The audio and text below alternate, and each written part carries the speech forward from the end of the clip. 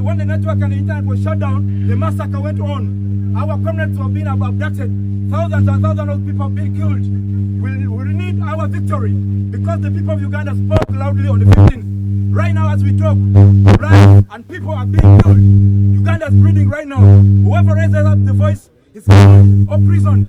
We speak and we utter our voices in South Africa to send a message to all Ugandans abroad. Please rise up for this occasion. Rise up for our country. Be there for our homeland. Please remember, we need to go back home. We are foreigners in South Africa. The time is now. Ugandan vote loudly, Mr. President Bobby Wine. We support Bobby Wine. We are sending the message to the ambassador of Uganda. Please, this is your seat. This is the seat of Uganda. It's all about us Ugandans who pay and the taxes you decide. So please stop harassing Ugandans everywhere they are. Stop killing people in East Africa, in Uganda, and in South Africa. Seven is the Seven must go. Seven must go. Seven must go. Seven must go. Seven must go. Seven must go. Seven must go. Seven must go. Seven must go. Seven must go. Seven must go. Seven must go. Seven must go. Seven must go. Free Uganda now. Free Uganda now. Free Uganda now. Free Uganda now. Free Uganda now. Free Uganda now. Free Uganda now. Free Uganda now. All up on Uganda everywhere. Rise up. Rise up for our country. This is the time. We don't have another option. This is the last chance. Let's fight for our country. Together we can. To go back to Rwanda. Our power.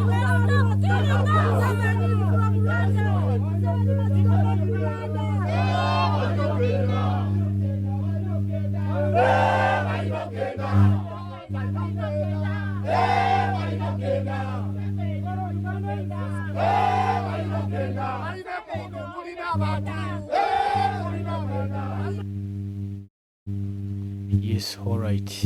Embeera wetu wekyali gwe mukwano gwange ate yampuliriza oli ku Yugi Updates TV kosinzidde nga otuwuliriza bye bigenda maaso mu ggwanga erya Canada oluvannyuma lw'abatuuze baayo ab'ekibiina kya National Unity Platform okugenda mu maaso nga beekalakaasa nga babanja eddembe lyabwe era nga bagenda beetuulwa ku makubo nga bagamba nti nno Museveni must go. Mbalamusizaako nnyo abali mu Qatar, Dubai, UK, USA mukola kyamaanyi okubanga mutuulidde amanyi gano.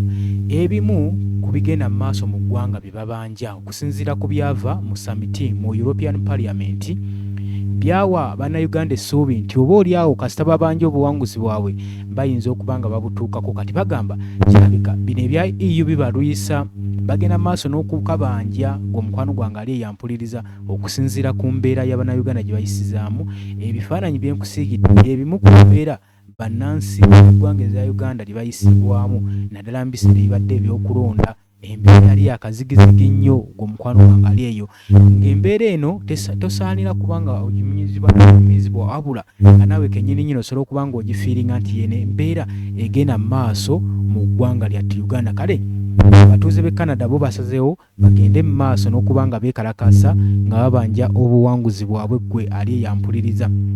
Oli ku Yugi Updates TV nyongera okujjukiza kubanga nkwongera akatambi k'abasajja bano nga bagenda mu maaso n'okubanga babanjiza ddala obuwanguzi bwabwe era nga bagamba Museveni must go.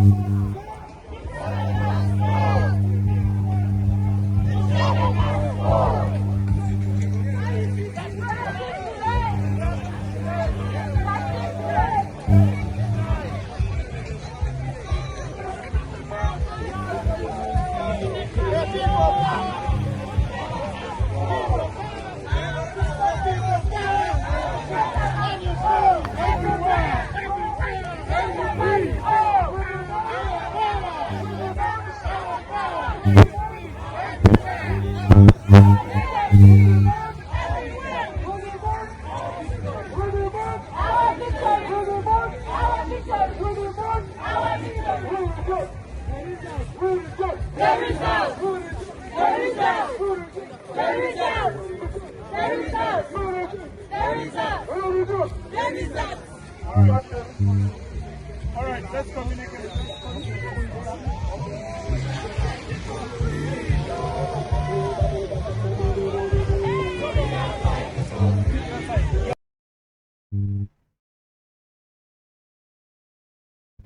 Yes, embeera bwetyo yegenda maaso mu ggwanga erya Canada. Abawagizi b'ekibiina ekya National Unity Platform nga bagenda maaso n'okuba nga babanja obuwanguzi bwabwe era nga bagamba Museveni must go. W'otunuulira ku bigenda maaso mu ggwanga, mbutuufu bikwasa ennaku mirimu nga bannansi bagenda maaso n'okuwaŋŋanguka okusobola okugenda maaso n'okuba nga bafuna kye bagulira Margalo Eddiba gwali eyampuliriza. Kakati ebyava mu summit tebyabamanyira. Jjukira ebbanga lyonna eryetoolodde omukulembeze w'ekibiina kino ekya National Unity Platform aliira ku nsiko kati ke kaseera we yeetaagira amasannyalaze mu bawagizi be.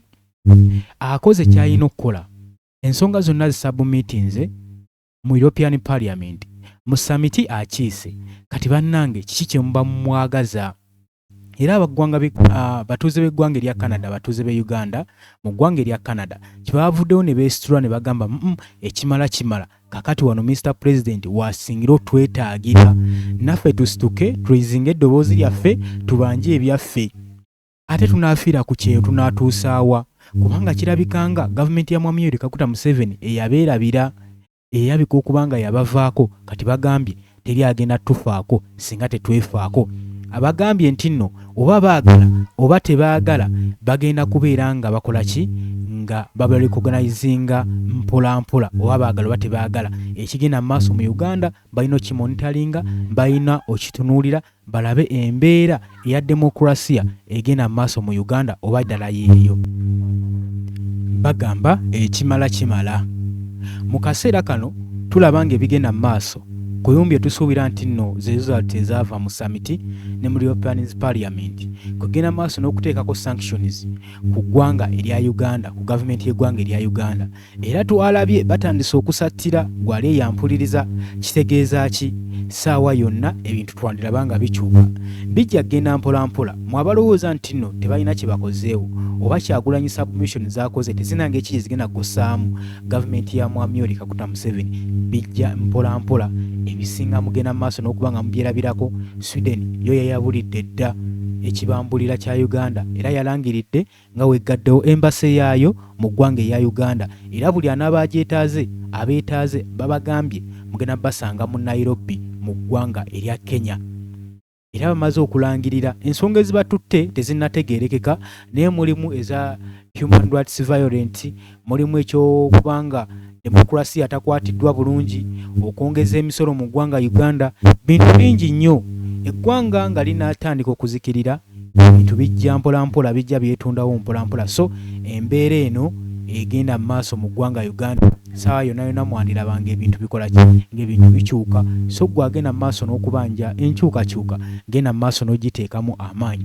Obadde oli ku Yugi Update TV, saagala kuliisawo, kubadde osinza oba nga otuwuliriza, sharinga, commentinga, likinga. Mbaagala nnyo, mbaagaliza olunaku olulungi, mweraba.